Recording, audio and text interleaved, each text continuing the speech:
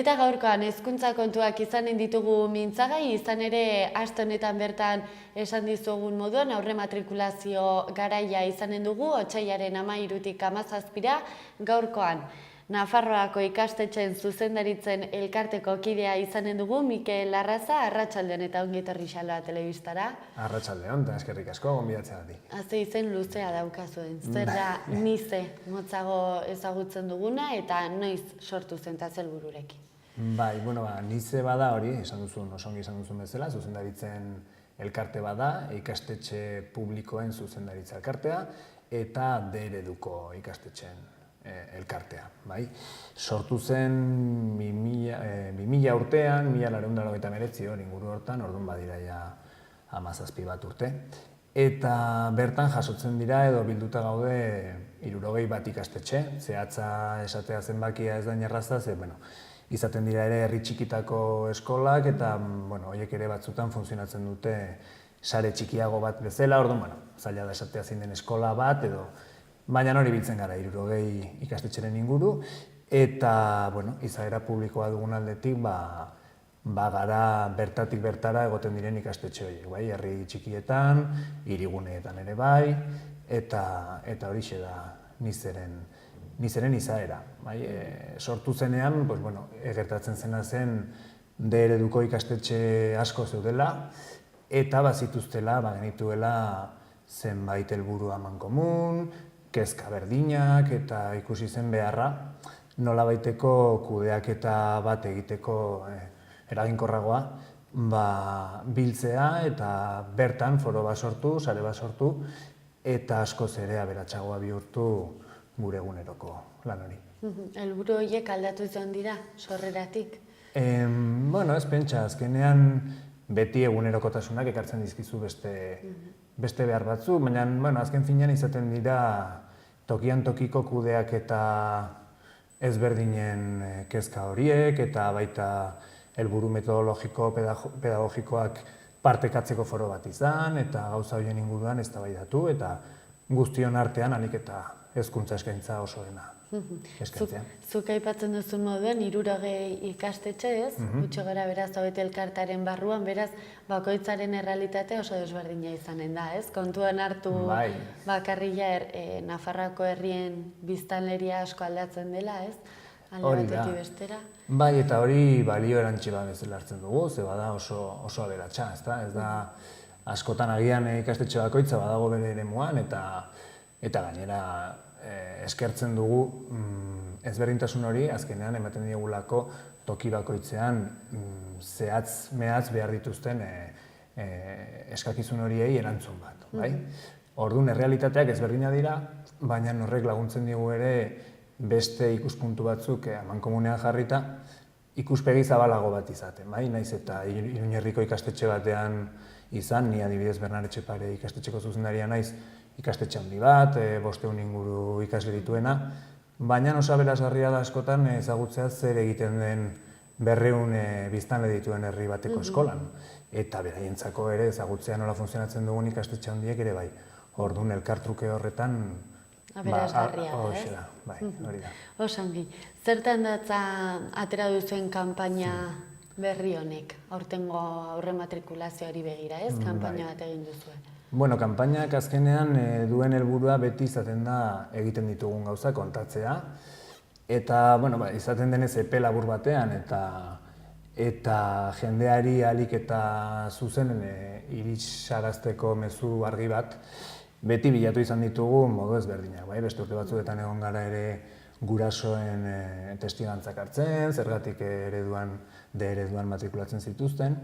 Eta aurten konturatu ginen ere baditugula dagoeneko D-ereduan ikasi duten ikasle asko, beraien bizitzaia guztiz egina edo profesional munduan txertatuta daudela, eta saiatu garena da biltzen horrelako testigantzak ikasleak izan direnak D-ereduan, eta gainera baita ere erakustea badela ereduan non naiz eta hemengo kulturatik abiatzen den, hemengo hizkuntzatik abiatzen den, balio izan dien pertsona batzuei munduan zehar, estatuko toki ezberdinetan edo beste herrialde batzuetan, beraien hezkuntza integral bat jasotzeko eta hori erabilgarria izateko edozein kontestutan, bai? Hau da, euskararen bidez, euskal kultura ezagutzearen bidez eta hori errespetatzen, nola gero gai garen beste herrialde batzuetako errealitate horiek ezagutu, baloratu eta bertan integratzeko gai.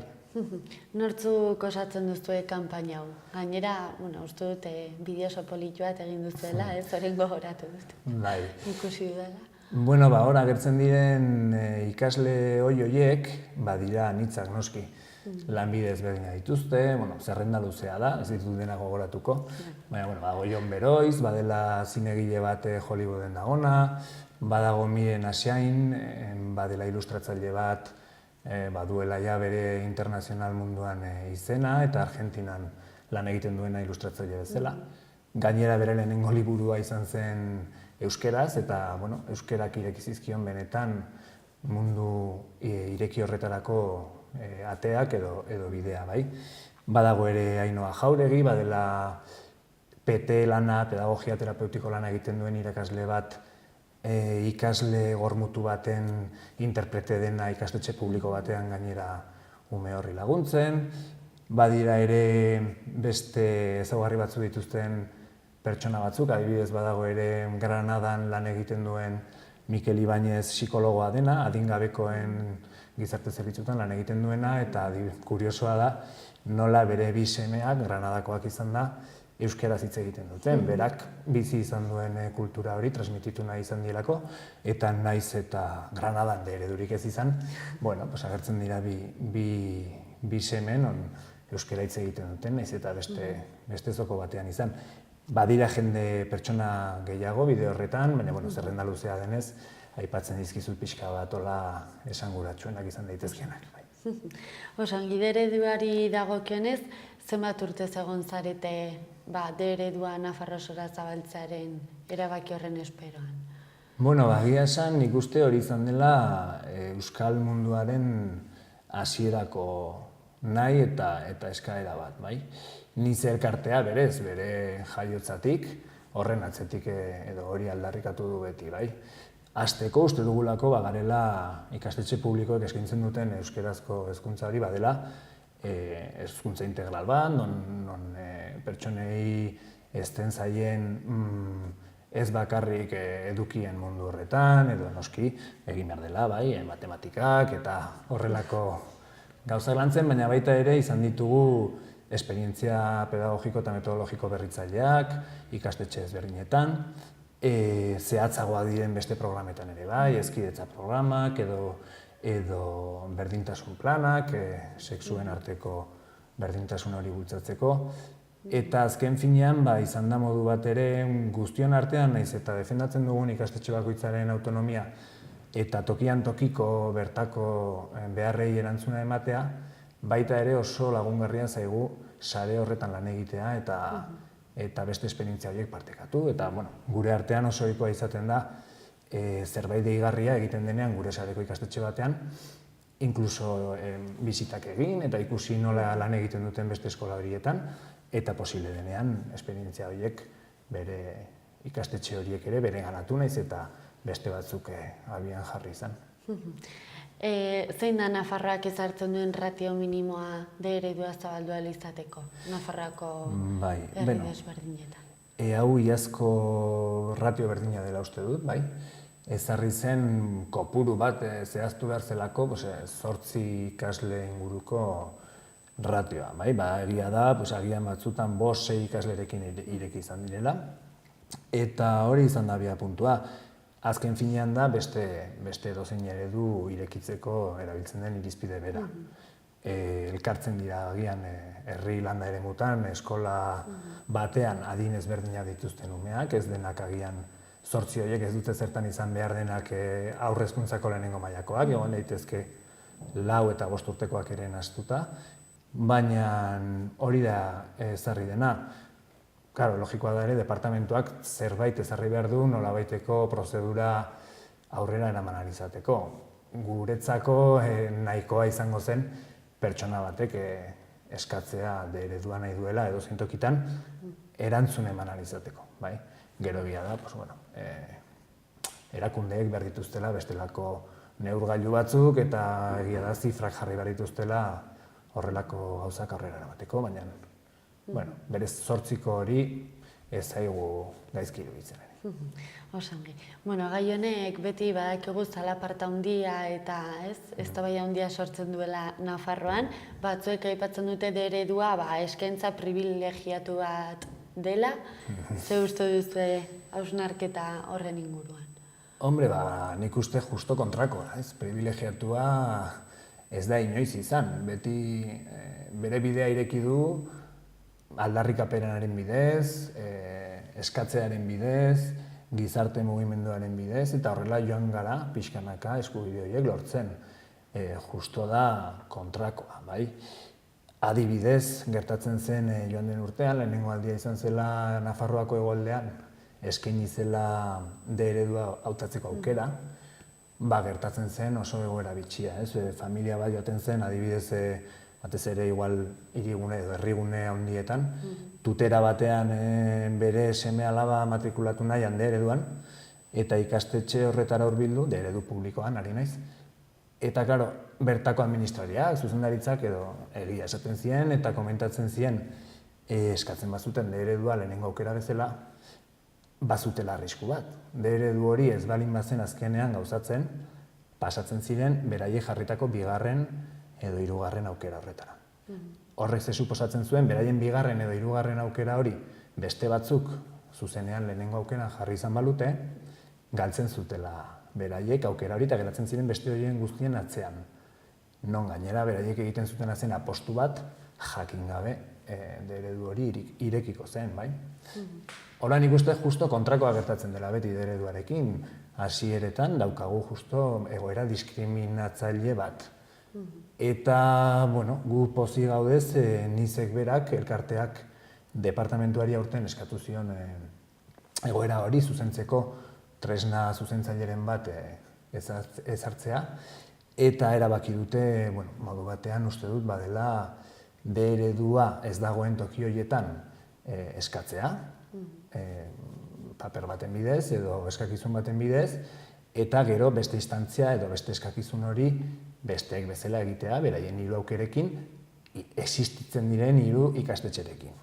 Modu honetan zuzentzen da egoera hori, bai? Pertsona batek ja D eredurako erabakia hartzen duenean, ez du zertan pentsatu behar amildegi batera doala. Badaki, aparte baduela besteen eskubide berdina bermatuta. Eta hau ere erabili izan da duela gutxi justo kontrakoa adierazteko. Esan ez bezala hori bazela privilegio bat. Eta ari dena justo da kontrakoa egiten. Zuzentzen ari du egoera askoz ere zailagoan eta okerrean zegoen pertsonen horien aukeraketa. Gaur bertan prentsan agertu da, ez? Nafarroako Hezkuntza Kontseilariak esan du, Nafarroako 12 herritan, herri horiek pasako direla eremu misto izatera. Nola hartu duzu albiste hori? Hombre, albistea ona da.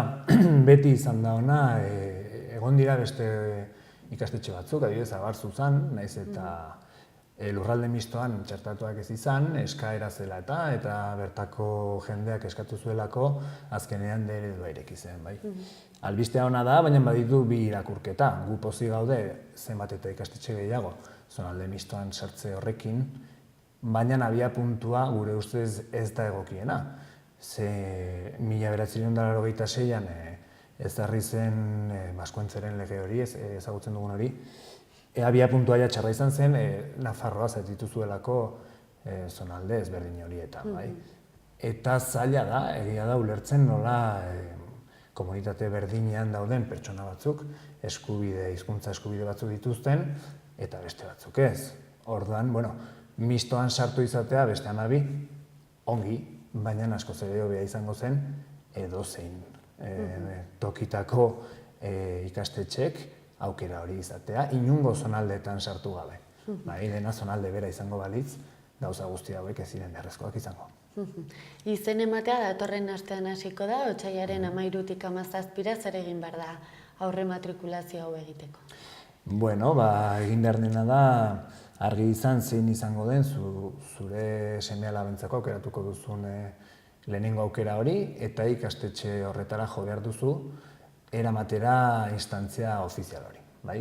Bertan 3 aukera jarri behar dituzu, urren ez urren.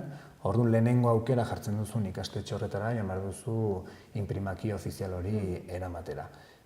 Oraingo egoera berezi honetan, non departamentuak utzi duen ere, existitzen edo momentuz ireki ez den ikastetxe horietan ere, eredua eskatzeko aukera hori, gauza bera egin behar da, lehenengo aukera edo erreferentziazko ikastetxe horiek jarri dituztenak departamentuan begiratu, eta hori egin behar balin baduzu, ara eraman bi eskaera horiek, instantzia beraren parte diren bi eskaera horiek eraman.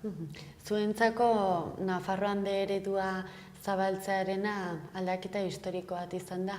Hezkuntza mundua hor, barru-barrutik ezagutzen duzuen ontzat? Noski baietz lehen esan dizuan bezala, azkenean Euskaldunon hasierako aldarrikapen hori horrela izan da. Orduan, hainbeste urte pasata gero, 35 urte pasa ondoren edo Baskoen zenen lege hori sortu zenetik, orain pauso hori ematea noski historikoa dela, zoritxarrez. Ze berez izan beharko luke zerbait normala, aurretikan lortua izan behar zena, baina noski historikoa dela eta euskal munduarentzako oso ona, eta baita gainera ere, orain arte, aukera hori izan ez duten herri eta toki horietan ere, edonork interesa izan ez gero, sartzen hasi alizateko eta ezagutzen hasi alizateko zer den eredua. Bueno, gutxinaka zabaltzen ari da eredua. Uste duzu Nafarroan azkenean eredua ikasteko aukera egonen dela edozein lekutan, etorkizun batean? Bai, nik uste baietz. Gauza da, hasierak beti zailak izan direla. Baita orain ohitua gaude, baina Iruñerrian zegoen hasieran duela 40 urte irakaskuntza publiko eskaintzarik euskeraz. Eta bertan zalantza handiak izan ziren. Ze gertatuko zen, agian ikastolak balin bat zeuden ja ez ote zen horre talkarren bat egongo, eta denborak demostratu du, badagoela aukera, eskaintza mota guztiek elkarbizitzeko, eta beti izan dela euskararen bultzatze bide horretan eraginkorra eta lagungarria. Orain, sortzen dira agian beste zalantza batzuk, hegoaldeko zonalde horretara ere luzatzen delako, baina bertan ere ikastolak izan dira eta lan handia egin dute eta argi dago hor badagoela euskal mundua, badago hegoaldean. Orduan nik bai argi dudala familia horiei, hegoaldean zalantza horiek dituztenei, eredu berri bat, eta hori guztia bizi izan zen ja Iruñerrian eta Nafarroako beste zonalde batzuetan. Eta naiz eta zalantza berdinak izan, gaur egun eredu honek baditu 35 urte baino gehiagoko esperientzia, kontrastatua, maitzen inguruan, eta baita gure kanpainan ikusten diren pertsona horien testigantzak ikusita, argi dago arrakasta lortzeko bidea izan dela. Orduan nik lasaituko nuke, hegoaldeko jendea, Nafarroako hegoaldeko jendea, jakinda beste batzutan zalantza horiek egon zirela, baina askoz ere modu prekarioago batean. Gaur egun badago erakunde oso baten bermea atzetik, departamentua, gure elkartea bera, eta probestuko dut ere norbaitek zalantza horiek argitzeko beharra balin badu, gurasoek, ikastetxe berriek ereduetan hasten direnak eta hemen gaituztela nizekideak behar duten guztian lagundu eta zalantzak argitzeko. Bukatzeko, eredua ezagutzen ez duten entzat, zergatik da berazgarria eredu hau, eta zergatik hautatu behar da? Bueno, eredua orokorrean argi dago eta nabarmena izan da denbora honetan, izan dela pertsona elebidunak hezteko sistema ez dakit esango nuken eraginkorrena. Euskera eta gaztelanian pertsona elebidunak ezten ditugu eta gainera hirugarren hizkuntza atzerritar hizkuntza horretan nahiko konpetentzia altua lortzen dute ere bai. Pertsona elebidunak izatea gainera beti bermatzen du hirugarren hizkuntza bat edo laugarren bat erraztasun handiagoz jabetzeko edo ganeratzeko aukera.